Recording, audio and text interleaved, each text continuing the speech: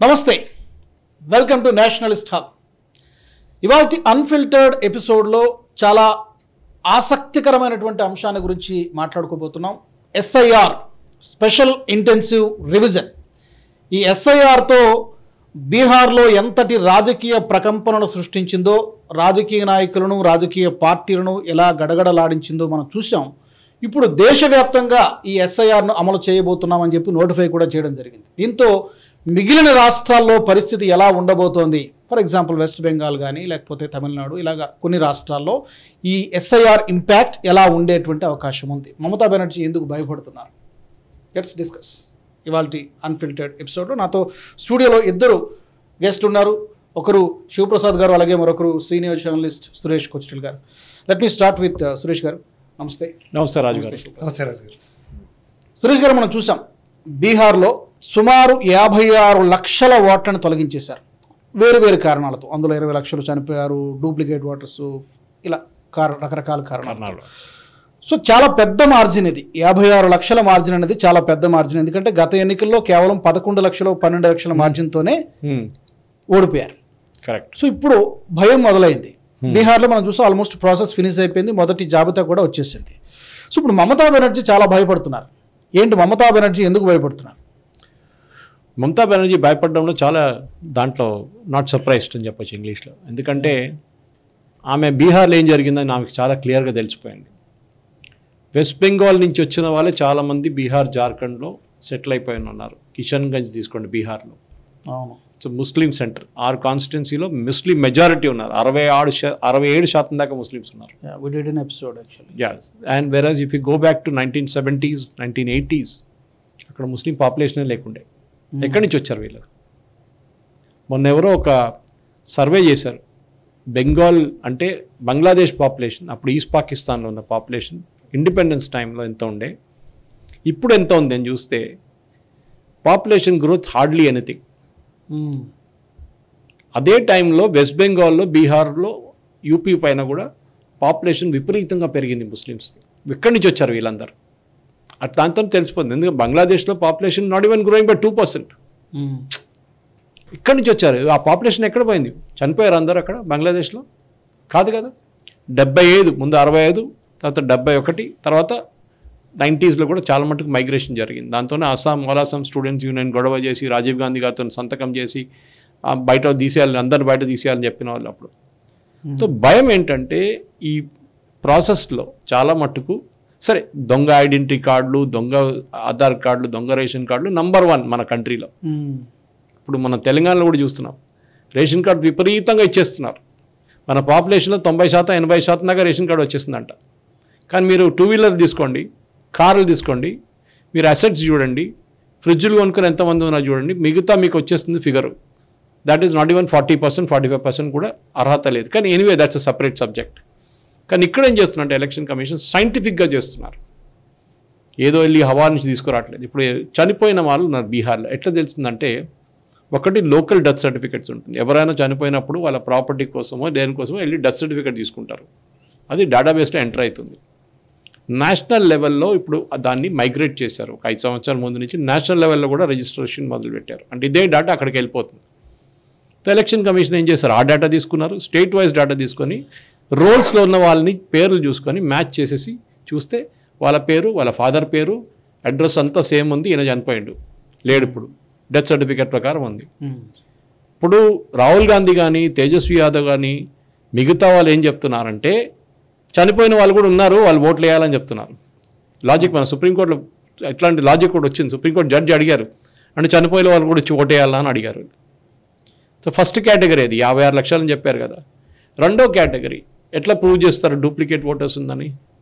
ఇక్కడ ఉన్నారు, అక్కడ ఉన్నారు. సో మీ పేరు ఇక్కడ, నాకు ఒక టైంలో నాకు గుర్తుంది, 15 సంవత్సరాల ముందు నేను ట్రిమల్గిరిలో ఉన్నప్పుడు, దానికన్నా ముందు 20 సంవత్సరాల ముందు ట్రిమల్గిరిలో ఉన్నప్పుడు కంటోన్మెంట్ కాన్స్టిట్యున్సీ ఉండే నాది.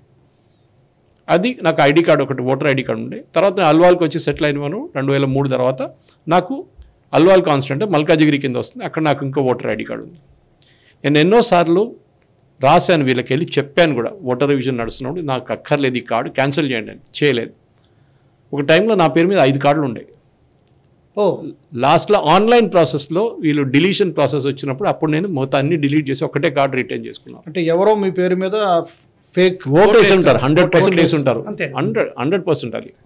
ఎందుకంటే ఇదే కదా వీళ్ళ స్ట్రాటజీ ఏంటంటే, ఓల్డ్ సిటీలో కూడా చూడండి, సాయంత్రం 4 గంటల దాకా చూస్తారు ఎవరో రాలేదు ఎవరో వచ్చారు, వాళ్ళ దగ్గర దొంగ కార్డులు ఉంటుంది.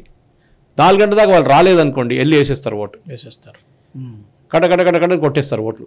ఇదే జరుగుతుంది. నేను ఇప్పుడు కాదు, స్కూల్ టైం నుంచి చూశాను ఓల్డ్ సిటీలో. అప్పుడు హిమాయత్ నగర్ నుంచి ఆలే నరేంద్ర వీళ్ళందరూ ఉన్నారు, పెద్ద పెద్ద కిలాడీలు. వాళ్ళు అడుక్కుంటాయి ముస్లిం ఓటర్స్ని. అప్పుడు బద్దం బాలరెడ్డి కార్వాన్ నుంచి వీళ్ళందరూ దే వర్ వెరీ పవర్ఫుల్, భయపడుతుండే వీళ్ళు మజ్లీస్ వాళ్ళు ఫేక్ ఓటు. కానీ ఇప్పుడు ఓల్డ్ సిటీలో మందరు అంత పట్టలేదు. సో ఎవడు కావాలంటే వాళ్ళు చేసుకుంటున్నాడు. సపరేట్గా మీరు కాన్స్టిట్యున్సీ బై కాన్స్టిట్యున్సీ తీసుకుంటే మీకు డీటెయిల్ నేను ఏం చెప్పాను, ఫస్ట్ మిస్సింగ్ ఓటర్స్లో ఒకటి చనిపోయిన కేటగిరీ, నెక్స్ట్ డూప్లికేట్ ఓటర్స్, మూడోది they shifted somewhere else permanently లేరు. దీంట్లో షిఫ్టింగ్లోనే ఇప్పుడు కాంట్రవర్సీ రాబోతుంది. షిఫ్టింగ్ విత్ ఇన్ ద స్టేటా, షిఫ్టింగ్ అవుట్ సైడ్ ద స్టేటా. ఇప్పుడు మీ ఇంటికి వచ్చి అడుగుతారు, మీ ఊరికి వెళ్ళి మీ అమ్మగారు నాన్నగారి దగ్గర అడుగుతారు, ఎక్కడ రాజు ఎక్కడ, మీ పేరు ఉంది కదా అంటే వాళ్ళు ఏం చెప్తారు, వాళ్ళు అక్కడే ఉంచుకోవాలంటే చెప్తారు, ఇప్పుడు బయటికి వెళ్ళినప్పుడు వస్తాడని చెప్తారు. వాళ్ళకి తెలిసిపోతుంది ఈజీగా. ఎందుకంటే రెండో ఈ ఎస్ఐఆర్లో అదే మెయిన్ ఫ్యాక్టర్. మన ఓటర్ రివిజన్లో 1-2 సార్లు వస్తారు, వెళ్ళిపోతారు. ఎస్ఐఆర్లో వీళ్ళు 3 సార్లు వస్తారు. అండ్ ఇది థర్డ్ టైం కూడా మీకు వాళ్ళు దొరకకపోతే వాళ్ళ రోల్ నుంచి డౌట్ఫుల్ కేసులు పక్కన పెట్టేస్తారు. అక్కడే మీది షిఫ్టింగ్ అయిపోయింది. అప్పుడు ఆనెస్ట్గా అడుగుతారు, ఎక్కడున్నాడు, హైదరాబాద్లో ఉన్నాడా, వాళ్ళు డేటాబేస్ చెక్ చేస్తే మీరు అక్కడ ఉన్నారు, so you are removed from the roll. ఈ 56 లక్షలు అదే. దీంట్లో కూడా అపీల్ ప్రాసెస్ ఉంది, ఏదో ఫినిష్ కాలేదు. ఇప్పుడు ఒకడు చనిపోయిన మంచి కూడా లేసి వస్తాడు కదా ఒకసారి, మన దగ్గర ఉన్నాయి అట్లాంటి హిస్టరీ కేసెస్ ఉన్నాయి. దొంగ సర్టిఫికేట్ల కోసం ఎవడో తయారు చేస్తుంటాడు డెత్ సర్టిఫికేట్, వాడంటాడు నేను చనిపోలేదు నేను ఉన్నాను, ఎవడో నా పేరు మీద చేసుకున్నా అంటాడు. You can appeal. Second process ఇప్పుడు స్టార్ట్ అయింది, అన్ని పార్టీస్కి కాపీ ఇచ్చేసారు దీన్ని. ఫస్ట్ డ్రాఫ్ట్ రివిజన్ సుప్రీంకోర్టు ఆపలేదు, just we will not state, you can publish it. First draft వచ్చిన తర్వాత పార్టీస్కి వచ్చిన తర్వాత వాళ్ళకు కూడా చెప్పారు, మీరు కావాలంటే ఈ మిస్సింగ్ వాళ్ళని వచ్చి రిజిస్టర్ చేసుకోండి. ఇప్పుడు అది బిఎల్ఓ లెవెల్కి వచ్చేసి ఉంటుంది. రివిజన్ నుంచి బిఎల్ఓ లెవెల్కి వచ్చినప్పుడు బిఎల్ఓ ఆఫీస్కి వెళ్ళి మీరు ఆర్గ్యూ చేయొచ్చు, నన్ను ఇల్లీగల్గా తీసేశారు అంటే మీరే ఉన్నారా ముందు, మీరు ఏదైనా ప్రూఫ్ ప్రొవైడ్. ఇప్పుడు సుప్రీంకోర్టు 2 అడిషనల్ డాక్యుమెంట్స్ చెప్పారు, ఆధార్ కార్డు ఒకటి, రేషన్ కార్డు ఒకటి, ఓటర్ ఐడి కార్డు కూడా. రేషన్ కార్డు వాళ్ళందరూ రేషన్ కార్డు అగ్రీ చేయలేదు ఎలక్షన్ కమిషన్. అది కూడా తప్పు, ఎందుకంటే ఇదే సుప్రీంకోర్టులో పాత కేసు ఉండే.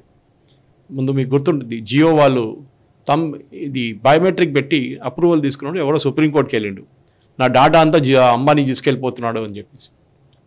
అప్పుడు సుప్రీంకోర్టు దాన్ని బ్యాన్ చేసి పడేశారు, నో బయోమెట్రిక్ ఆధార్ యూజ్ చేయకూడదు అని చెప్పేసి.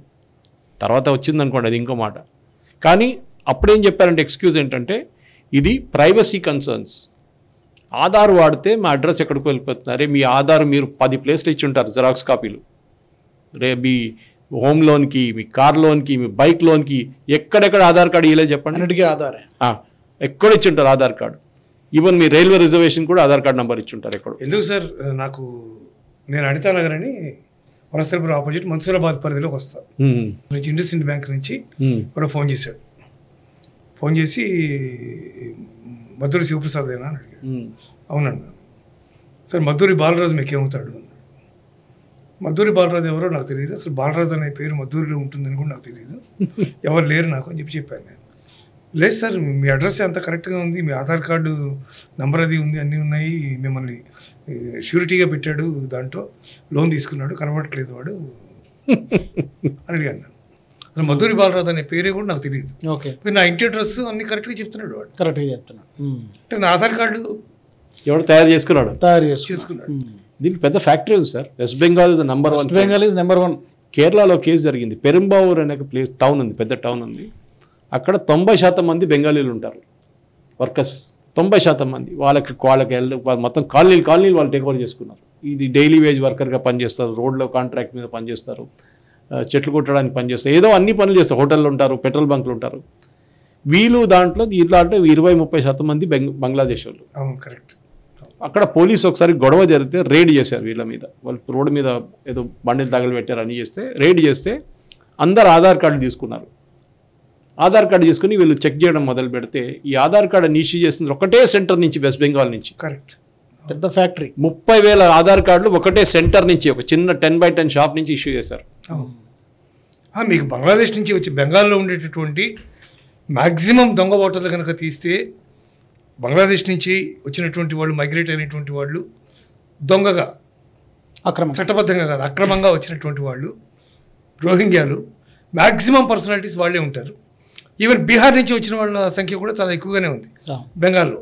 వాళ్ళు కూడా చాలామంది ఉన్నారు. వాళ్ళంతా మ్యాక్సిమం రౌడీ గ్యాంగ్సే చాలామంది ఎక్కువగా ఉంటారు. ఇప్పుడు వీళ్ళందరూ వెళ్ళిపోతే మమతా బెనర్జీకి రేపు పొద్దున ఏం ఉండదు. ఇక అదే మమతా బెనర్జీ భయం కూడా, ఇంకా అక్కడ ప్రాసెస్ స్టార్ట్ కాలేదు కానీ ఇప్పటి నుంచి ఆమె నిరసనలు, ధర్నాలు. ఈవెన్ రాహుల్ గాంధీ దీని మీద చాలా పెద్ద ఎత్తున ఇష్యూ చేయడానికి ప్రయత్నం చేసినప్పుడు ఎలక్షన్ కమిషన్ స్వయంగా తనంతట తానే స్పందించింది. ఇది ఫైనల్ కాదు, ఇది మేము ముసాయిదా లిస్టు మాత్రమే ప్రకటిస్తున్నాము, 1వ తారీఖు రిలీజ్ చేస్తాము దాన్ని, అప్పటికి 1 నెల రోజులు టైం ఉంటుంది. ఆ 1 నెల రోజుల టైం లోపల మీకు ఏమైనా గ్రీవెన్సెస్ ఉంటే మీరు కాంటాక్ట్ చేసి, అక్రమంగా డిలీటెడ్ ఏమైనా ఉంటుంటే వాటిని మీరు మళ్ళీ వాటిని రీఇన్స్టేట్ చేసుకోవచ్చు, వాటిని మీరు మళ్ళీ నమోదు చేసుకోవచ్చు. ఇందులో ఎట్లాంటి ఇబ్బంది లేదు. ఏమీ లేని విషయానికి ఎందుకు ఇంత గందరగోళం చేస్తున్నారో మాకు అర్థం కావట్లేదు అని ఈసీఐ డైరెక్ట్గా స్టేట్మెంట్ ఇచ్చింది. పొలిటికల్ పార్టీ మాట్లాడడం కాదు, బీజేపీయో లేదా ఇంకొకళ్ళు మాట్లాడడం కాదు, ఈసీఐ డైరెక్ట్గా ఇచ్చింది దాని మీద. అయినా వాడు గొడవ చేయడం మానలేదు ఇప్పటికి కూడా. లేదు, మొన్ననే ఢిల్లీలో ఈ రోహింగ్యాలను తీసేస్తున్నా అని చెప్పి పెద్ద గొడవ జరిగినప్పుడు మమతా బెనర్జీ ఒక ట్వీట్ చేస్తుంది, ఒక లేడీ ఒక వీడియో రిలీజ్ చేస్తుంది, నన్ను పోలీసు వాళ్ళు గుంజుకొని తీసుకెళ్ళిపోయారు, నన్ను ఇంటి నుంచి తీసుకెళ్ళిపోయారు, అది చేశారు ఇది చేశారని చెప్పి ఒక అలిగేషన్ చేస్తే ఢిల్లీ పోలీస్ అభిషేక్ ధన అని చెప్పి ఢిల్లీ పోలీస్ నుంచి డీసీపీ ఆయన ఒక వీడియో కూడా చేశారు. ఈమె చేసిన ఆరోపణలు సంజను ప్రవీణ్ అని చెప్పి ఈమె పేరు పర్వీన్, ఆమెని మొత్తం ఫ్యాబ్రికేట్ చేస్తుంది ఆమె వీడియో. ఆమె ఇంటి నుంచి దిగినప్పటి నుంచి పిల్లలు తీసుకొని వెళ్తున్న వీడియో, సీసీటీవీ ఇమేజ్లు, దాని తర్వాత ఆమె వెళ్ళి ఇంకో ప్లేస్లో కూర్చున్నారు, అక్కడ పిల్లలు ఉన్నారు ఆమెతోని, మళ్ళీ ఆమె తిరిగి ఇంటికి వచ్చింది, ఎక్కడ పోలీసు వాళ్ళు లేరు, ఎక్కడ ఏం లేరు. ఈమె కావాలని చెప్పి ఇంటికి వచ్చిన తర్వాత ఒక వీడియో తయారు చేసుకుంది, నన్ను పోలీసు వాళ్ళు కొట్టారు, అది చూడండి ఇది చూడండి, నన్ను ఇక్కడ కొట్టారు ఇక్కడ కొట్టారని చెప్పి. ఓకే. తర్వాత పోలీసు వాళ్ళ ఇంటికి వెళ్ళి అడిగితే ఆమె ఇచ్చిన స్టేట్మెంట్ ఏంటంటే, నాకు టీఎంసీ నుంచి కొంతమంది వచ్చి, మా మాల్డాలో ఒక రిలేటివ్ ఉన్నారంట వాళ్ళది టీఎంసీలో వెస్ట్ బెంగాల్లో, ఆయన చెప్పిండంట ఇట్లా ఒక వీడియో తయారు చేసి నాకు పంపి, మొత్తం వైరల్ అయిపోయిందంట మాల్డాలో. Malda is a big Muslim population. తర్వాత ఇది ఫ్యాక్ట్ చెక్ చేస్తే ఇది ఫేక్. తర్వాత ఆమె మీద కేసు కూడా నమోదు చేశారు, ఫేక్ వీడియో తయారు చేసిందని. ఇట్లాంటి అలిగేషన్ చేసి సుప్రీంకోర్టుని మిస్లీడ్ చేయడానికి ట్రై చేస్తున్నారు వీళ్ళు ఇప్పుడు కూడా. అది ప్రశాంత్ భూషణ్ ఉండొచ్చు, అది మిగతా వాళ్ళు ఉండొచ్చు, అసోసియేషన్ ఆఫ్ డెమోక్రటిక్ రిఫార్మ్స్ అని చెప్పి ప్రశాంత్ భూషణ్ ఒక ఆర్గనైజేషన్, ఇట్లాంటి పనులకి అన్నీ వస్తారు వాళ్ళు. వాళ్ళ ఫండింగ్ సైడ్కి వెళ్తే ఫండ్స్ ఎక్కడి నుంచి వస్తే చాలా క్లియర్గా ఓపెన్ సొసైటీ ఫౌండేషన్ అని చూపిస్తుంది, జార్జ్ సోరోస్. 100% ఫైనాన్సింగ్ అక్కడి నుంచి, అది కూడా కోట్లు కోట్లు కోట్లు. ఆలోచించండి. సో ఫారెన్ కాన్స్పిరసీ కూడా కనబడుతోంది. డెఫినెట్గా ఉంది, ఎందుకు లేదు. మిగతా వాళ్ళు చూడండి చాలామంది, మీరు ఏ ఎన్జిఓ అని తీసుకోండి, మీరు ఇలా అందరూ, ఎందుకంటే వీళ్ళు మెయిన్గా ఏం చేస్తున్నారంటే ఎన్ఆర్సీ తీసుకొస్తున్నారు బ్యాక్ డోర్ నుంచి ఈ ఫామ్లో ఎన్ఆర్సీ ఎట్లా ఎన్ఆర్సీ తీసుకొస్తారండి. First of all citizenship decide చేసేది హోమ్ మినిస్ట్రీ, ఎలక్షన్ కమిషన్ కాదు. సుప్రీంకోర్టులో కూడా చాలా క్లియర్గా సుప్రీంకోర్టు ఎందుకు స్టే చేయట్లేదంటే, election commission is also a constitutional body. మన దగ్గరే నడుస్తుంది ఒక కాన్స్టిట్యూషనల్ బాడీ, ఇంకో కాన్స్టిట్యూషనల్ బాడీని ఓవర్ రైడ్ చేస్తున్నారు. దీనికన్నా ముందు కూడా జమ్మూ కాశ్మీర్లో ఎలక్షన్ పెట్టండి అని చెప్పి ఆర్డర్ ఇచ్చింది సుప్రీంకోర్టు. వాళ్ళకి ఏ అధికారం లేదు, అది ఎక్కడ కాన్స్టిట్యూషన్లో రాసలేదు. Supreme court can order the election commission. ఇంకా election commission also is a constitutional body, like CAG, like election commission, like judiciary, వీళ్ళు కూడా ఒక కాన్స్టిట్యూషనల్ బాడీ. సుప్రీంకోర్టు చెప్పారు లాస్ట్ వీక్, ఒక ఆర్డర్లు చెప్పారు, they are a constitutional body, మేము వాళ్ళు ఇన్స్ట్రక్ట్ చేయలేము ఇట్లా అని చెప్పేసి. మళ్ళీ అదే కోర్టు అంటున్నారు మాస్ డిలీషన్స్ ఉంటే మేము అప్పుడు చెప్పుకుంటాం. మీరు ఎవరండి? మీకు ఒక్కరు రెస్పాన్సిబిలిటీ ఇచ్చిన తర్వాత మీరు వాళ్ళ దగ్గర వెళ్ళి వాళ్ళని సూపర్వైజ్ చేయడం ఏంటి? చట్టాల మీద తప్పు చేస్తే డెఫినెట్గా you have to kind of take them to task. రాష్ట్రపతి మీదే పెత్ర జనేద్దాం చూసి మీరు సైన్ చేయండి, లేకుంటే 3 నెలలు టైం ఇస్తున్నారు అని చెప్పేసి. ఎవరు వీళ్ళు? ఎక్కడి నుంచి వచ్చింది వాళ్ళకి అధికారం? ఎనీవే వాళ్ళు చేస్తున్నారు. కానీ డెఫినెట్గా ఇప్పుడు చేసిన మార్పు మీరు అడిగారు అస్సాంలో, నెక్స్ట్ ఇస్ అస్సాంలో ఆల్రెడీ నోటిఫై అయిపోయింది ఇప్పుడు. సో అస్సాంలో మొదలైతే బీజేపీ వాళ్ళు ఆల్రెడీ వాళ్ళ వర్క్ స్టార్ట్ చేశారంట. నేను చూసాను, నేను చదువుతున్నాను పేపర్లో. They already started the work. వాళ్ళ అప్లికేషన్లు అన్నీ మొదలు పెట్టారు, ఎందుకంటే వాళ్ళు చూశారు బీహార్లో ఏం జరిగింది అనేది. అస్సాంలో 24 కాన్స్టిట్యున్సీలో, ఎస్పెషలీ నార్త్ అస్సాంలో ఈస్ ముస్లిం డామినేటెడ్. 1970లో ఇట్ వాస్ హిందూ డామినేటెడ్. 24 అక్కడే మన బద్రుద్దీన్ అజ్మల్ది పార్టీ ఒకటి ఉంది, ఏఐయుడిఎఫ్, వాళ్ళకి అక్కడే వస్తుంది ఓట్లు. వీళ్ళందరూ బంగ్లాదేశ్ నుంచి వచ్చిన ముస్లిమ్స్. కానీ ఇందిరాగాంధీ రూల్ ఇచ్చిన తర్వాత 71లో మీరు ఎవరైనా వచ్చి రావచ్చు ఇక్కడికి, మిమ్మల్ని అక్కడ ఆలోచించండి, అక్కడ హిందువుల్ని కొట్టారు, చంపారు. దానికన్నా ముందు కూడా సరే ఈస్ట్ పాకిస్తాన్ టైంలో చాలామంది ముస్లిమ్స్ కూడా చనిపోయారు. పాకిస్తాన్ ఆర్మీ చేసిన అత్యాచారాలు. స్పెషల్లీ ముక్తి బాహిని అని మనం ఒక ఫోర్స్ని క్రియేట్ చేసాము అక్కడ, పారామిలిటరీ ఫోర్స్ని, సామ్యానక్ష వాళ్ళు చేయించారు. వాళ్ళ మీద కూడా దాడులు చేశారు, చాలామంది అక్కడి నుంచి పారిపోయి భారతదేశానికి వచ్చేసారు. కానీ మమతా బెనర్జీది ఏంటంటే ఆమె యొక్క ఎక్స్ట్రా కాన్స్టిట్యూషనల్ అథారిటీ, నన్ను ఎవరు అడగకూడదు, టీచర్ రిక్రూట్మెంట్ స్కామ్ అడిగితే నన్ను అడగకూడదు. నిన్న మళ్ళీ సుప్రీంకోర్టు ఇంకో కొట్టించారు ఆమెకి, మస్తు ఇంకో డైలీ వస్తుంది ఆమె మీద ఒక బ్యాంగ్ వస్తుంది, ఆమె డమ్ డమ్ డమ్ అని కొడుతున్నారు సుప్రీంకోర్టు వాళ్ళు. నిన్న ఏం చేశారంటే బయట నుంచి వచ్చిన టీచర్స్ ఎవరైనా బయట నుంచి పనిచేసి వచ్చిన వాళ్ళకి వెస్ట్ బెంగాల్లో ఉద్యోగం లేదు, మీరు అప్లై చేయలేరంట, డొమసైల్ కాదని చెప్పి. ఇక్కడ మన దగ్గర కూడా ట్రై చేశారు మెడికల్ కాలేజ్ అడ్మిషన్లో. అది ఏమైంది సార్ యాక్చువల్గా 25,000 మంది టీచర్లు రిక్రూట్మెంట్ మొత్తం డబ్బులు అది పోయింది, అది క్యాన్సిల్ అయింది, కొత్తగా చేస్తున్నారు ఇప్పుడు. బ్యాక్వర్డ్ క్లాస్ చెప్పేసి మాక్సిమం ముస్లిం బ్యాక్వర్డ్ క్లాస్ని తీసుకొచ్చారు, లేనిపోయిన క్యాస్ట్లు అందరిని పెట్టేశారు. దాన్ని కూడా ఇప్పుడు లీగల్ ఛాలెంజ్ నడుస్తుంది. లాస్ట్ టైం మొత్తం కొట్టుపడేశారు సుప్రీంకోర్టు, ఇప్పుడు ఏదో కమిషన్ పెట్టిందంట ఆమె. మన తెలంగాణలో జరిగినట్లనే ఓబీసీ సర్వే అక్కడ కూడా చేపించింది, దాని లీగల్ ఛాలెంజ్ నడుస్తుంది.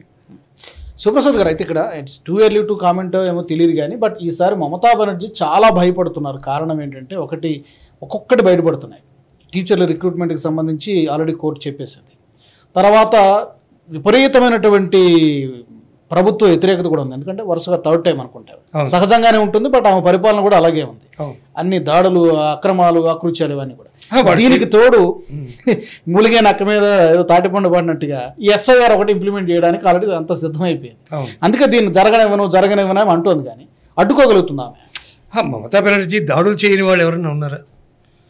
మమతా బెనర్జీ ఈడీ మీద దాడులు చేసింది, సిబిఐ మీద దాడులు చేసింది. అక్కడ ఎవరైతే జరుగుతున్న అన్యాయాలకు వ్యతిరేకంగా గళమెత్తారో అట్లాంటి వాళ్ళందరి మీద దాడులు చేస్తూనే ఉంటారు, చాలా సహజమైనటువంటి విషయం. ఆవిడ ఇంతమందికి రేషన్ కార్డులు ఇచ్చి, ఇంతమందికి ఆధార్ కార్డులు ఇచ్చి, ఇంతమందిని చట్టబద్ధంగా వాళ్ళ దగ్గర పెట్టుకుని పోషిస్తున్నది దేనికంటే ఓట్లు వేయడానికే కదా.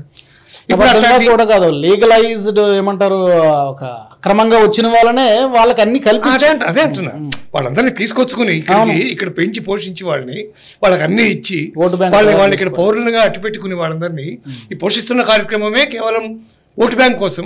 నెంబర్ 1. నెంబర్ 2, ఏదైనా జరిగితే వాళ్ళ మీద దాడులు చేయడానికి, గొడవలు చేయడానికి, గందరగోళాలు చేయడానికి మాత్రమే పనికొస్తుంది వాళ్ళంతా. ఇందాక కుచేట్ల గారు చెప్పినట్టుగా అక్కడెక్కడో వెతికితే ఆ మూలాలు అక్కడెక్కడో వెతికితే ఎక్కడి నుంచి వస్తున్నాయి ఫండింగ్ అంటే సోరోస్ దగ్గర నుంచి వస్తున్నాయి. కేవలం ఒక రాష్ట్రమో, ఇటు బీహారో లేదా అటు బెంగాలో, ఇటు తమిళనాడో, అటు అస్సామో ఒకచోట కాదు భయపడేది, అసలు మొత్తం ప్రపంచమే భయపడుతోంది భారతీయ జనతా పార్టీని చూసి. నిజం. ఇప్పుడు ఈరోజు ట్రంప్ అట్లా బిహేవ్ చేస్తున్నాడన్నా, లేదా ఇంకోలా బిహేవ్ చేస్తున్నాడన్నా, చైనా ఇంకో రకంగా బిహేవ్ చేస్తుందన్నా, నాట్ ఓన్లీ ఆక్రమణలు ఒకటే కాదు, కొరుకుడు పడ్డం లేనటువంటి పరిస్థితి ప్రధానమంత్రి. ఇటువంటి పరిస్థితుల్లో వీళ్ళు పోతే కానీ మనం ప్రశాంతంగా ఉండలేని అనే పరిస్థితి ప్రపంచవ్యాప్తంగా ఉంది చాలా చోట్ల. కొన్ని మిత్ర దేశాలకు ఉండకపోవచ్చు కాక, కానీ మిగిలిన అన్ని శత్రు దేశాలు ఆల్మోస్ట్ ఎక్కువ మనకి చుట్టూ ఉన్నవన్నీ అవే కదా. బంగ్లాదేశ్ కానీ, ఇటు పాకిస్తాన్ కానీ, అటు చైనా కానీ, వరుస ఇవన్నీ మనకి బోర్డర్స్లో ఉన్నవన్నీ ఇవే. వాళ్ళకి ప్రధానమైనటువంటి కంటగింపు వాళ్ళందరికీ ఉంది. అమెరికాకి ఇంకా కంటగింపుగా ఉంది. నిన్న చూసాం కదా, 25% వాడు ట్యాక్స్ వేస్తున్నట్టుగా నిన్న అనౌన్స్ చేశాడు. ఆల్రెడీ ఒప్పందాలన్నీ దాదాపు ఖరారైపోయినటువంటి పరిస్థితిలో నుంచి ఉన్నట్టుండి ఒకసారిగా 25% ట్యాక్స్ ఇస్తున్నానని చెప్పి స్టేజ్కి వెళ్ళిపోయాడు. ఇండియన్స్ ఎవరిని తీసుకోవద్దు, ఐటీ కంపెనీలకి వార్నింగ్లు ఇవ్వడం, ఇటువంటివన్నీ చాలా జరుగుతున్నాయి. ఒక 6 కంపెనీల మీద ఆంక్షలు విధించారు. బేసికల్గా ఏంటంటే భారతదేశం అంటేనే ప్రపంచం ఉలిక్కి పడుతుంది. అట్లాంటిది స్థానికంగా ఉన్నటువంటి ఓ రాష్ట్రంలో ఉన్నటువంటి ముఖ్యమంత్రి, ఓ రాష్ట్రంలో ఉన్నటువంటి అపోజిషన్ లీడరు, వీళ్ళ భయం వేరే, ఉలిక్కి పడడం పెద్ద ఆశ్చర్యకరమైన అంశం ఏమీ కాదు. పవర్ పోతుంది, మీరు చేస్తున్నటువంటి అకృత్యాలకి తెరపడుతుంది. మీరు ఎవరినైతే అక్రమంగా ఇక్కడికి తీసుకొచ్చి వాళ్ళందరినీ ఇక్కడ పెట్టి పెంచి పోషిస్తున్నారో వాళ్ళందరి ఆధార్ కార్డులు, రేషన్ కార్డులు, ఓటర్ కార్డులు అన్నీ రద్దయిపోతాయి. ఇవన్నీ పోయిన తర్వాత మేము ఏం చేయాలి, రాజకీయం మేము ఎక్కడికి పోవాలి అనేది వాళ్ళ ప్రధానమైనటువంటి బాధ. రాహుల్ గాంధీ ఇంత మొత్తుకుంటున్నాడంటే కూడా వేరే కారణమే లేదు, అదే దీనికి ప్రధానమైనటువంటి కారణం. ఆమె చేయలేదు. మీరు అడిగిన ప్రశ్నకి చేయడం సాధ్యపడదు, అడ్డుకోలేదామె. ఎందుకంటే మనం మోడీ గవర్నమెంట్ చేసినటువంటి అనేక రకాలైనటువంటి కార్యక్రమాలు కనుక మనం చూసుకున్నట్టయితే ఎక్కడ దేన్ని ఎవరు అడ్డుకోగలిగారు? ఆర్టికల్ 370 అడ్డుకున్నారా? ట్రిపుల్ తలాక్ని అడ్డుకున్నారా? వక్ఫ్ బిల్లుని అడ్డుకున్నారా? ఇవన్నీ ఏమి జరిగేవి కావు. అవన్నీ కూడా వాళ్ళు చాలా డిటర్మైండ్గా భారతదేశాన్ని ఒక స్థాయిలో నిలబెట్టడం కోసం చేస్తున్నటువంటి ఈ ప్రయత్నాలకి మద్దతు గ్రాడ్యువల్గా పెరుగుతోంది. చెయ్యాలనుకున్నారు, చేశారు. అడ్డంకులు వచ్చాయి, అది వేరే మాట. వస్తాయి, అంటే ప్రజల నుంచి కూడా దానికి మంచి మద్దతు లభిస్తోంది. చాలా మంది అర్థం చేసుకునే ప్రయత్నం చేస్తున్నారు. ఈ కొత్తగా ఆర్ఎస్ఎస్లో చేరడం అనేది ఒక గొప్ప స్టేటస్గా భావిస్తున్నటువంటి యూత్ కూడా తయారవుతోంది కొన్ని చోట్ల. అంటే ఇవన్నీ ఎక్కడికి పోతున్నాయంటే గ్రాడ్యువల్గా ఇవన్నీ కూడా మరింత బలపడే స్థితికి చేరుతోంది. అదే అందరి యొక్క బాధ. దానికే వాడు ఇంత హడావిడి గందరగోళం చేస్తున్నారు. సురేష్ గారు, ఇప్పుడు అన్ని రాష్ట్రాల్లోనూ ఎస్ఐఆర్ నిర్వహించడానికి సర్వం సిద్ధమైంది, దశల వారీగా చేయొచ్చు. ఎస్ఐఆర్ ఇంప్లిమెంట్ చేయడం ద్వారా ఇప్పుడు అక్రమ చొరబాటుదారులందరినీ కూడా ఐడెంటిఫై చేసేయచ్చు కదా. డిపోర్ట్ చేయడం హక్కు వీళ్ళకి ఉండకపోవచ్చు, కానీ ఐడెంటిఫై చేసేయచ్చా? ఇంకేమైనా మార్గం ఉందా? ఐడెంటిఫై చేయడం అంటే వాళ్ళు అక్కడ వచ్చి నిలబడి నేను బంగ్లాదేశ్ అని చెప్పడాలు, వాడు అక్కడి నుంచి ఫరార్ అయిపోతాడు. ఎస్ఐఆర్ టైంలో కనిపించాడు మీకు. ఓకే, దానికోసం చూసుంటారు మీరు. ఎలక్షన్ కమిషన్ ఒక ఒఫీషియల్ నోట్ కాకుండా కానీ ఒక కామెంట్ చేశారంటే చాలామంది నేపాల్ నుంచి, బంగ్లాదేశ్ నుంచి, మయన్మార్ నుంచి మాకు కనిపించారు బీహార్లో అని చెప్పి. దానికోసం మీకు 6% నుంచి 7% మంది ఇంకా రిజిస్టర్ చేయలేదు బీహార్లో వాళ్ళు. దానికి ఏమైనా ఇప్పుడు సొల్యూషన్ ఉంటుందా? లేకపోతే సొల్యూషన్ ఏం లేదు. వాళ్ళు ఇక్కడి నుంచి పారిపోయి బెంగాల్కి వెళ్ళిపోతారు. ఓకే, అక్కడ వాళ్ళకి ఓపెన్ వెల్కమ్ ఇస్తారు. అక్కడ మన దగ్గర జయచంద్ర చాలా ఉన్నారు ఇంకా. సో మినహాయింపులు ఉంటే ఉండొచ్చు, బట్ ఓవరాల్గా బ్రాడర్గా ఐడెంటిఫై చేసేయచ్చా? ఐడెంటిఫై చేస్తే కనుక లిస్ట్ వచ్చేస్తుంది, so that we can deport కదా. మీకు చాలా ఈజీ. అంటే ఫస్ట్ స్టార్టింగ్ మీరు ఆధార్ కార్డు తీసుకోండి. దేశంలో ఉన్న మొత్తం ఆధార్ కార్డు తీసుకొని ఆధార్ కార్డు నుంచి మీరు ఓటర్ ఐడి కార్డు తీసుకోండి. రెండింటిని లింక్ చేయండి. ఒక ప్రపోజల్ ఉండే ఎలక్షన్ కమిషన్. ఓకే, అది ఇంకా ఇంప్లిమెంట్ చేయలేదు ఫుల్గా. ఆధార్ కార్డ్ అని అప్పుడు వీళ్ళు అబ్జెక్ట్ చేశారు. వీళ్ళందరూ ఇదే పార్టీలో వచ్చి అబ్జెక్ట్ చేశారు, ఆధార్ కార్డ్ ప్రైవసీ పోతుంది మాది అని చెప్పి. ఇప్పుడు ఏమంటారు, అదే ఆధార్ కార్డు వాడుకోవాలంటున్నారు. Very good. ఎందుకంటే ఈ ఆధార్ కార్డు ఓటర్ కార్డు మీ చేతికి వచ్చేస్తే మీరు దాంతోపాటు రేషన్ కార్డు మ్యాచ్ చేసేస్తే మీకు ఒక నేషనల్ డేటాబేస్ వచ్చేస్తుంది. దీంట్లో అర్థమైపోతుంది ఈ ఆధార్ కార్డు ఎక్కడి నుంచి ఇష్యూ చేశారో, ఏ రోజు ఇష్యూ చేశారో, ఎవరి పేరు మీద ఉంది. మళ్ళీ మీరు చూస్తే అదే పేరు మీకు రేషన్ కార్డులో కనిపిస్తుందో కనిపించదో. నెక్స్ట్ ఓటర్ ఐడి కార్డులో అదే పేరు మీద 3 కార్డులు ఉన్నాయా, 4 కార్డులు ఉన్నాయా, 10 డిఫరెంట్ మన దగ్గర కూడా ఉంది. తెలంగాణ నుంచి చాలామంది ఆంధ్ర వైపు వెళ్ళి ఓటేస్తారు. అవును, అక్కడే వేస్తారు, ఇక్కడే వేస్తారు. లాస్ట్ టైం ఏం చేశారు గవర్నమెంట్, ఎలక్షన్ కమిషన్ ఒకటే రోజు పెట్టేశారు ఎలక్షన్. మీరు ఎక్కడికి వెళ్తారు? మీ పక్కన ఉంటే ఖమ్మం ఉంటే ఖమ్మం నుంచి అక్కడ వెళ్ళి ఓటేయచ్చు. కానీ హైదరాబాద్లో ఉన్న విజయవాడ దాకా వెళ్ళాలంటే పొద్దున ఓటేసి బయలుదేరాల్సి వస్తుంది అక్కడ ఓటేయడానికి. కష్టం అది. సో ఈ క్లీనప్ ఆఫ్ డేటా అనేది, ఎస్ఐఆర్ అనేది కాన్స్టిట్యూషనల్ రిక్వైర్మెంట్ ఉంది ఒకటి. లాస్ట్లో జరిగింది 2003లో, మనం 2025లో ఉన్నప్పుడు 22 సంవత్సరాల నుంచి మన ఓటర్ ఐడి కార్డ్, ఓటర్ డేటాబేస్ని క్లీనప్ చేయలేదు. ఒకసారి వెళ్తారు, దాన్ని తీసేస్తారు, 3 పెడతారు, అంతే నడుస్తుంది. 18 సంవత్సరాలు క్రాస్ చేసిన వాళ్ళని ఇంక్లూడ్ చేస్తారు. క్లీనప్ చేయలేదు డేటాని. చనిపోయిన వాళ్ళనా కానీ ఏమైనా మీ ఇంటికి వచ్చి ఎవరైనా అడిగినప్పుడు ఈ టీచర్లు వీళ్ళు వస్తారు యూజువలీ రివిజన్కి. వాళ్ళు ఎప్పుడైనా అడిగారా ఈయన కనిపించలేమా, ఈయన ఉన్నాడా పోయిండా అని చెప్పేసి? 3 సార్లు వచ్చినా ఈయన కనిపించలేనా వాళ్ళు చెప్తారు. ఒకసారి లేదమ్మా ఆయన లేడు, పోయిండు, 2 సంవత్సరాలు చనిపోయిన అంటే దెన్ దే కెన్. బట్ వాళ్ళు అంత ఇంట్రెస్ట్ తీసుకోరు. Because then they had to create an extra form for that. ఏ ఇదందుకు తలకాయనప్పని చెప్పి వాళ్ళు ఒట్టిగా నాట్ డోర్ లాక్డ్ అని చెప్పేసి రాసేసి వెళ్ళిపోతారు, పేర్లు తీసేస్తారు ఎలక్షన్ దాని నుంచి. మన వాళ్ళు కూడా చాలా స్మార్ట్. మన దగ్గర ఉన్న వాళ్ళు అన్ని డ్రాయింగ్ రూమ్లో కూర్చొని డ్రైనేజ్ గురించి, మన ట్రాఫిక్ గురించి, వర్షం వచ్చే వరదల గురించి అన్నీ మాట్లాడతారు. కానీ వాళ్ళ పేరు ఉందో లేదో అని ఎప్పుడు చెక్ చేయరు. ఎలక్షన్ ఏ రోజు నడుస్తుందో, ఓటింగ్ ఏ రోజు నడుస్తుందో ఆ రోజు మొత్తం తిరుగుతారు బూత్లలో. నా పేరు కనిపించలేదు, మొన్నదాకా ఉండే అంటారు. మీరు ఎడ్యుకేటెడ్ పీపుల్, మీ ఇంట్లో ఇంటర్నెట్ కనెక్షన్ ఉంది, మీకు ల్యాప్టాప్ కంప్యూటర్ ఉంటుంది, మీ ఫోన్లో కూడా చూసుకోవచ్చు. మీ పేరు ఎందుకు చెక్ చేసుకోండి? నేను ఎందుకు చేయాలి? ఉండాలి కదా, నా పేరు ఉండే ముందు. మా భార్య పేరు నా పేరు లేదేంటి, గొడవ పెట్టుకుంటారు. సో ఎడ్యుకేటెడ్ పీపుల్ ఈ లెవెల్ ఉంటే అన్ఎడ్యుకేటెడ్ పీపుల్ ఏం చేస్తారు, వాళ్ళు దీన్ని వాడుకుంటారు. మీరు చూసుంటారు ముంబై లాంటి ప్లేస్లో, సౌత్ ముంబైలో 30% కూడా ఓట్లు పడవు. మెట్రోపాలిటన్ సిటీస్లో ఉండే మన దగ్గర కూడా సమస్య. అంతే. మన దగ్గర హైదరాబాద్ కూడా అంతే కదా. ఒకటి ఫేక్ ఓటర్స్ 10% ఉంటారు. ఇప్పుడు చూడండి క్లీనప్ చేస్తుండే బీహార్లో చూడండి, నెక్స్ట్ ఎలక్షన్లో I will not be surprise voting 80% దాకా వస్తే కూడా సర్ప్రైజ్ కాకూడదు మీరు. ఎందుకంటే క్లీనప్ అయిపోయారు. 56 లక్షల మంది 8 కోట్ల ఉన్న ఓటర్ బేస్ నుంచి 56 లక్షల మందిని తీసేశారంటే మీకు ఓటింగ్ పర్సంటేజ్ పెరుగుతుంది అక్కడ ఆటోమేటిక్గా. ఇది జరగబోతుంది. క్లీనప్ జరగాల్సిందే, కాన్స్టిట్యూషన్ రిక్వైర్మెంట్, దీని మీద ఆపలేరు. ఎలక్షన్ కమిషన్ సుప్రీంకోర్టు ముందు కూడా డేటా ప్రొవైడ్ చేస్తారు, అఫిడవిట్ ఫైల్ చేస్తారు. మాకు నేషనల్ డేటాబేస్ని తీసుకున్నాం, వీళ్ళు చనిపోయిన మనుషులు మేము ఏం చేయమంటారు, వాళ్ళకి మళ్ళీ ఏమంటే మళ్ళీ వాళ్ళు పిలుచుకురావాలి, ఎక్కడి నుంచైనా పిలుచుకొచ్చి వాళ్ళకి ఓటర్ ఐడి కార్డు ఇవ్వాల్సి వస్తుంది. ఇవ్వాలన్నా వద్దని అడుగుతారు.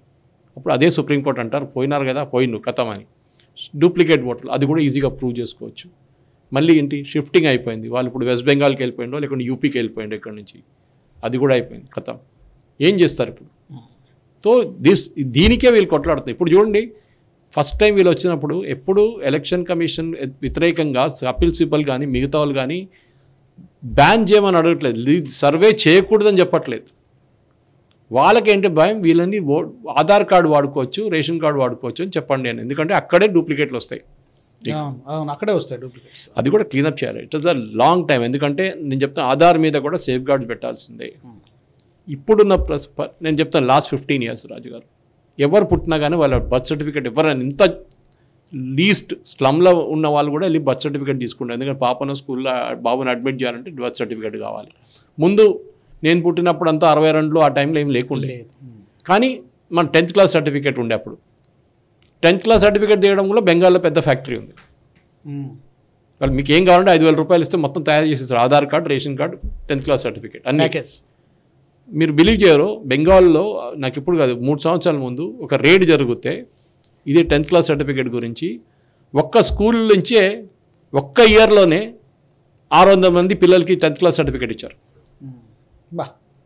మ్యాక్సిమం ఒక 2 సెక్షన్లు ఉండొచ్చు, 50 పిల్లలు 100 మంది. అది ఒక పేర్లు ఏం లేవు, అన్ని పేర్లు అక్కడ ఇక్కడ పేర్లన్నీ పెట్టేసి ఇచ్చేసిండు కార్డులని. మనం చూసాం ఒక సబ్ ఇన్స్పెక్టర్ని రిటైర్ అయిన తర్వాత మొన్న ఒక 6 నెలల ముందు అరెస్ట్ చేశారు వెస్ట్ బెంగాల్లో. 52 పాస్పోర్ట్లు ఇష్యూ చేయించాడు ఫేక్ బంగ్లాదేశ్ వాళ్ళ కోసం. అది ఎట్లా తెలిసిందంటే వాళ్ళు యూరోప్లో పట్టుబడ్డారు, వాళ్ళు ఇండియన్ అథారిటీ చెప్పారు వీళ్ళందరూ దొంగ పాస్పోర్ట్తో వచ్చిందని చెప్పి. అప్పుడు మనోళ్ళు వేశారు ఇక్కడ.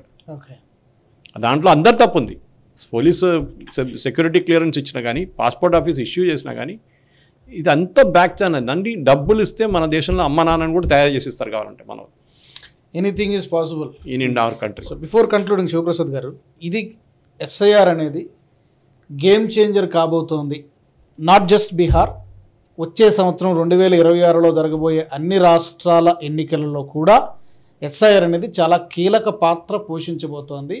ఫేట్ మార్చేయబోతుంది, అంచనాలన్నీ కూడా తలకిందులు అయ్యేటువంటి అవకాశం ఉందంటున్నారు. మీ కన్క్లూడింగ్ రిమార్క్స్ అంటే? డెఫినెట్గా అంటే ఇది ఎవరికైనా కావచ్చు, ఎవరికైనా కావచ్చు. ఇప్పుడు వాళ్ళ ఎలిగేషన్ ఏంటంటే, కాంగ్రెస్ పార్టీ ఎలిగేషన్ ఏంటంటే మా ఓటర్లు తీసేస్తున్నారు అనేది వాళ్ళ ఎలిగేషన్. మమతా బెనర్జీ బెంగాలీ మాట్లాడే వాళ్ళందరూ బీజేపీ ఎక్కడైనా గెలిచింది అనుకోండి, ఆ గెలిచినప్పుడు మీరంతా ఇక్కడ దొంగ ఓట్లు వేశారు, లేకపోతే మీరంతా అక్రమాలు ప్రోత్సహించారు, ఇవన్నీ చేశారు, అందుకే మీరు గెలిచారు అని చెప్పి మీరే ఇష్టం వచ్చినట్టు మాట్లాడతారు.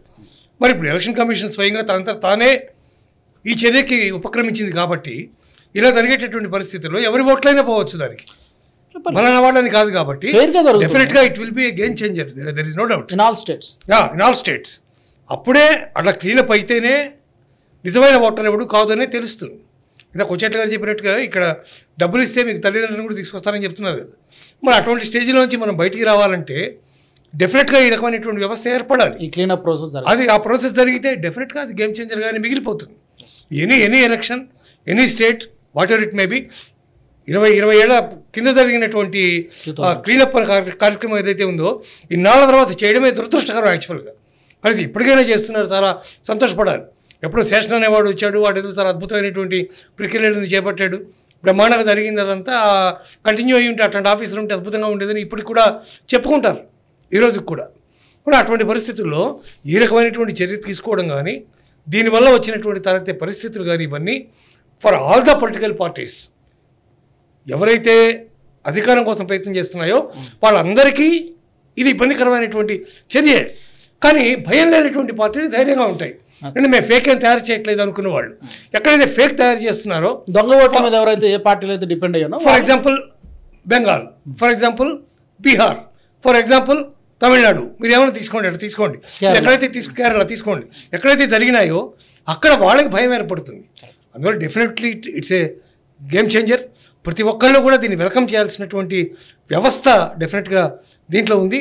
కాంగ్రెస్ పార్టీ ఇప్పటికైనా దీని మీద అల్లరి చేయడం, గందరగోళం చేయడం అవన్నీ మానేసి మీకు నిజమైనటువంటి ఓటర్లు ఎవరైనా ఉంటే let them go to the election commission and enrol them self with all the proofs whatever they needed. Okay, thank you so much Shivaprasad గారు, సురేష్ గారు, నమస్కారం. ఇది వాళ్ళ అన్ఫిల్టర్డ్ ఎపిసోడ్.